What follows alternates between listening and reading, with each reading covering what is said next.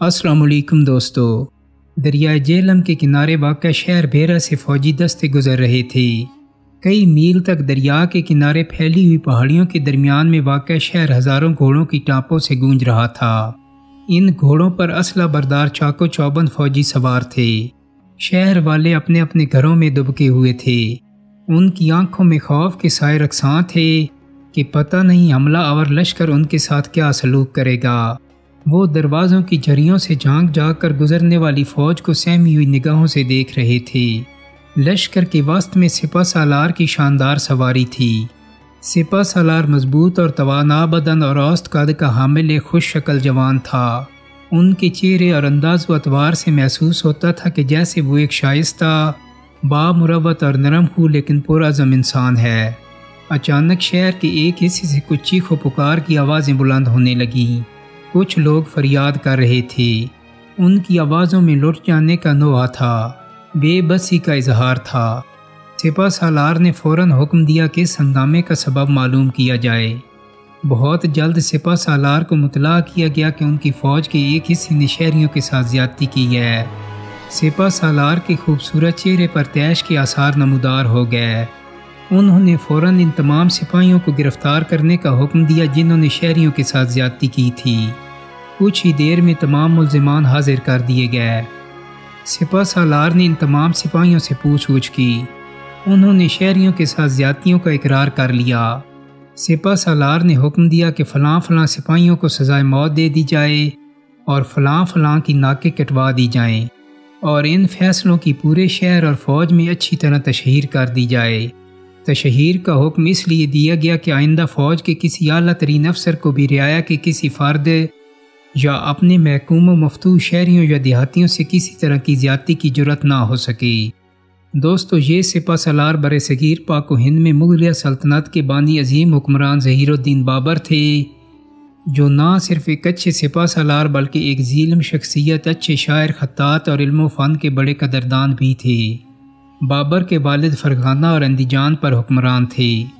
889 میں وہ ایک حادثہ کا شکار ہو کر وفات پا گئے۔ ان کی وفات کے بعد بابر نے رمضان المبارک 899 میں عمرہ کی تائید سے فرغانہ کی حکومت سنبھالی۔ اس وقت ان کی عمر صرف 12 برس تھی۔ نوعمر حکمران کے لیے یہ وقت بڑا کٹھن تھا کیونکہ اقتدار کے دعوے دار بہت سے تھے۔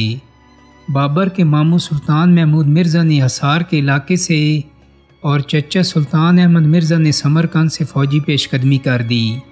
بابر اندیجان چلے گئے اور کچھ دنوں بعد فریقین میں چند شرائط پر صلح ہو گئی۔ ربیع الاول 903 ہجری تک بابر نے اپنے مخالفین پر قابو پا کر سمرقند پر بھی قبضہ کر لیا، تاہم اپنے صدر مقام اندیجان میں سازش کے باعث انہیں سمرقند چھوڑنا پڑا۔ وہ اندیجان گئے اور سازش کا خاتمہ کیا۔ 905 ہجری میں بابر نے فرغانہ کو اپنے اور بھائی جہانگیر مرزا کے درمیان تقسیم کر لیا۔ اگلے سال بابر نے سمرقند پھر فتح کر لیا، جس پر ازبک حکمران شیبائی خان نے قبضہ کر لیا تھا، لیکن شیبائی خان نے رمضان 906 ہجری میں بابر کو شکست دے دی۔ سامان رسد کی کمی کی وجہ سے بابر کو سمرقند چھوڑنا پڑا۔ یہ بڑے نازک لمحات تھے کیونکہ بابر کے لیے اب کہیں جائے پناہ نہ تھی۔ بابر اپنے مٹھی بھر ساتھیوں کے ساتھ ساخ اور اشیار کے خانہ بدوشوں کے پاس پناہ گزین رہے۔ آخر بابر نے فیصلہ کیا کہ انہیں کسی ایسے علاقے کا رخ کرنا چاہیے جس میں ازبک حکمرانوں کو دلچسپی نہ ہو۔ چنانچہ انہوں نے کابل کا رخ کیا۔ کابل جاتے ہوئے انہوں نے بدخشاں پر قبضہ کیا۔ کابل پر الغ بیگ مرزا کے ایک داماد محمد مقیم کی حکومت تھی۔ بابر کی آمد پر وہ قلعہ بند ہو گیا، لیکن چند دن میں ہتھیار ڈال دیے۔ بابر نے اس شہر کی حکومت سنبھالنے کے بعد شہر کو بڑی ترقی دی۔ یہاں باغات لگوائے، تعمیرات کروائیں اور نظم و نسق پر توجہ دی۔ 911 ہجری میں بابر کی والدہ قتلغ نگار خانم کا انتقال ہو گیا۔ اسی زمانے میں بابر نے ازبکوں کے خلاف حسین بائقرا کی مدد کی۔ 912 ہجری میں بابر نے قندھار کا قلعہ فتح کیا اور پھر وہ خراسان کی مہم کے لیے تیاریاں کرنے لگے۔ انہی دنوں 913 ہجری میں بابر کے بیٹے ہمایوں کی ولادت ہوئی۔ ادھر شیبائی خان نے فارس کی صفوی حکومت کے بادشاہ اسماعیل صفوی کی سرحدوں پر چڑھائی کر دی۔ اسماعیل صفوی نے جوابی کارروائی کی اور ہرات کو تسخیر کر لیا۔ اسی زمانے میں بابر نے بدخشاں پر دوبارہ فوج کشی کی جہاں ازبک قابض ہو گئے تھے۔ بدخشاں فتح کرنے کے بعد بابر نے حصار کنز اور بکلات پر قبضہ کیا اور پھر بخارا پر بھی تیموری پرچم لہرا دیا۔ اس اثناء میں شبائی خان نے قندھارا پر بھی قبضہ کر لیا، لیکن رمضان المبارک میں شبائی خان مرو کے مقام پر شاہ اسماعیل صفوی کی فوجوں سے لڑتے ہوئے جاں بحق ہو گئے۔ اس کے بعد بابر نے رجب 917 ہجری میں سمرقند پر قبضہ کر لیا۔ تاہم چونکہ شاہ اسماعیل صفوی نے ان کی مدد کی تھی، اس لیے بابر نے چاہا کہ ان کی فوج کی وردی بھی شاہ اسماعیل صفوی کی فوج کی وردی جیسی ہو جائے۔ اس تبدیلی کو سمرقند کے امراء نے پسند نہیں کیا۔ بابر کو صفر 918 ہجری میں ازبکوں سے ایک لڑائی میں شکست بھی کھانا پڑی اور وہ کابل واپس چلے آئے۔ اسی زمانے میں برصغیر سے خبریں آنے لگیں کہ ہند کے فرما روا سکندر لودھی کا انتقال ہو چکا ہے اور ان کی جگہ ابراہیم لودھی کی حکومت قائم ہو گئی ہے، اور امراء کے درمیان آئے دن جھگڑے ہو رہے ہیں۔ بابر نے خود بھی 922 ہجری میں اٹک تک جلغار کی تھی اور پنجاب کی سرحد پر کھکڑوں اور دیگر مخالفین کی خبر لی تھی۔ واضح ہے کہ قبل ازیں اس جانب کے کئی علاقے امیر تیمور نے فتح کیے تھے اور انہیں اپنی سلطنت میں شامل کر لیا تھا۔ بابر نے ان علاقوں کا نظم و نسق درست کیا۔ دوسری بار بابر نے لاہور، ملتان اور سرہند تک پیش قدمی کی، ایک قلعہ اور کئی عمارتیں بنوائیں، لیکن کابل سے تشویش انگیز اطلاعات موصول ہونے پر وہ واپس چلے گئے تھے۔ تیسری بار بابر ہندوستان کی طرف بڑھتے چلے گئے۔ ظہیر الدین بابر کو اچھی طرح احساس تھا کہ اس کی فوج دشمن کے مقابلے پر 8 گنا کم ہے، اس لیے اس نے ایک ایسی چال چلی جو ابراہیم لودھی کے وہم و گمان میں بھی نہیں تھی۔ اس نے پانی پت کے میدان میں عثمانی ترکوں کا جنگی حربہ استعمال کرتے ہوئے چمڑے کے رسوں سے 700 بیل گاڑیاں ایک ساتھ باندھ دیں۔ ان کے پیچھے اس کے توپچی اور بندوق بردار چھپے ہوئے تھے۔ اس زمانے میں توپوں کا نشانہ کچھ زیادہ اچھا نہیں ہوا کرتا تھا، لیکن جب انہوں نے اندھا دھند گولہ باری شروع کی تو کان پھاڑ دینے والے دھماکوں اور بدبودار دھوئیں نے افغان فوج کو حواس باختہ کر دیا، اور اس ناگہانی آفت سے گھبرا کر جس کا جدھر منہ اٹھا ادھر بھاگ کھڑا ہوا۔ یہ پانی پت کی پہلی لڑائی تھی اور اس کے دوران ہندوستان میں پہلی بار کسی جنگ میں بارود استعمال کیا گیا۔ 50,000 سپاہیوں کے علاوہ ابراہیم لودھی کے پاس 1,000 جنگی ہاتھی بھی تھے، لیکن سپاہیوں کی طرح انہوں نے بھی کبھی توپوں کے دھماکے نہیں سنے تھے۔ اس لیے پورس کے ہاتھیوں کی تاریخ دہراتے ہوئے وہ جنگ میں حصہ لینے کے بجائے دم دبا کر یوں بھاگ کھڑے ہوئے کہ الٹا لودھی کی صفیں تتر بتر کر دیں۔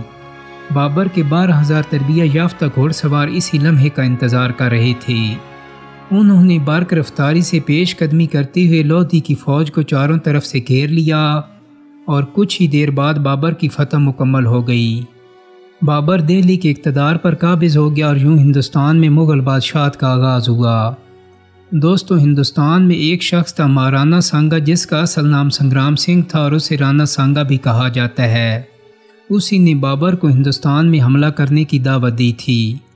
اس کا خیال تھا کہ بابر اپنے جد امجد امیر تیمور کی طرح دہلی فتح کر کے واپس چلا جائے گا اور ہندوستان میں راجپوتوں کی حکومت قائم ہو جائے گی۔ پانی پت کی جنگ کے بعد جب بابر واپس نہیں گیا تو رانا سانگا نے ابراہیم لودھی کے بھائی محمود لودھی کو ہندوستان کا حاکم بنا دیا۔ اس کے نتیجے میں 1527 عیسوی میں کناوائیہ کے مقام پر دونوں کی جنگ ہوئی۔ رانا سانگا نے 80,000 فوج کے ساتھ بابر کی مغل فوج کو اڑا کر رکھ دیا۔ یہاں بابر نے پریشان ہو کر خدا کے سامنے سجدہ ریز ہو کر دعائیں مانگی اور توبہ کی۔ فوج سے ایک جذباتی مذہبی رنگ میں خطاب کیا اور ہر شخص نے قرآن پر ہاتھ رکھ کر قسم کھائی، اور اس کے بعد کنوائیہ پر بھرپور جنگ کے نتیجے میں ظہیر الدین بابر فاتح ٹھہرا۔ وہ دسمبر 1530 میں بڑے عجیب واقعہ کے بعد فوت ہوا۔ اس کا بیٹا ہمایوں سخت بیمار ہو گیا اور بچنے کی کوئی امید نہ رہی۔ بابر نے اس کی چارپائی کے گرد 7 چکر لگائے اور کہا، اے خدا، ہمایوں کی بیماری مجھے دے دے۔ ہمایوں تندرست ہونے لگا اور بابر کی صحت خراب ہو گئی اور بالآخر بابر کا انتقال ہو گیا۔ اس وصیت کے مطابق کابل میں ایک پہاڑی پر واقع محبوب باغ میں دفن کیا گیا۔ دوستوں، امید کرتا ہوں کہ میری آج کی ویڈیو آپ کو پسند آئی ہوگی۔ اگر ویڈیو اچھی لگی ہے تو اس کو لائک اور شیئر کر دیں۔ میرے چینل کو سبسکرائب کرنے کے ساتھ ساتھ بیل آئیکن کو بھی کلک کر دیں تاکہ آپ کو میری آنے والی مزید ویڈیوز کے نوٹیفیکیشن ملتے رہیں۔ بہت جلد ہی ایک نئی ویڈیو کے ساتھ ملاقات ہوگی۔ اپنا بہت سارا خیال رکھیے گا۔ اللہ حافظ۔